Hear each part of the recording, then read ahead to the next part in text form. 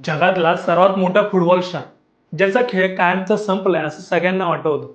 Neymar junior भयंकर अशा ACL आणि मेनिक्सिस इंजुरीमुळे तो तब्बल 3 वर्ष नॅशनल टीम पासून बाहेर होता. अनेकांनी सांगितलं होतं की आता नेमार कधीच टॉप लेवल फुटबॉल खेळू शकणार नाही. त्याचं ब्राझीलसाठी वर्ल्ड कप खेळायचं स्वप्नही पूर्ण होणार नाही. पण म्हणतात ना, कमबॅक हा नेहमी सेटबॅक पेक्षा मोठा असतो. या संपूर्ण प्रवासात एक व्यक्ती सावलीसारखी त्याच्यासोबत होती. त्याचा फिजिओथेरपिस्ट.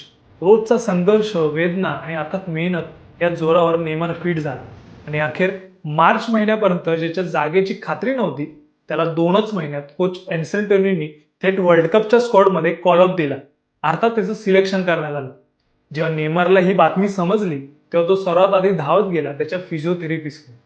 दोघंही ढसाढसा रडले. हा व्हिडिओ सध्या सोशल मीडियावर व्हायरल होतो.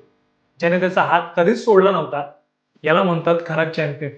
कठीण काळात सोबत देणारा एक सच्चा माणूस तुमचं आयुष्य कसं बदलू शकतो हेच याने सिद्ध केले. फुटबॉलची क्रेज संपूर्ण जगभर आहे.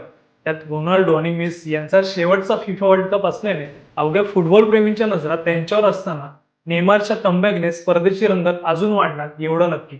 नेमारची ही कमबॅक स्टोरी तुम्हाला कशी वाटली ते कमेंटमध्ये नक्की सांगा आणि अशा स्टोरीजसाठी आचार्य मीडियाला फॉलो करायला विसरू नका.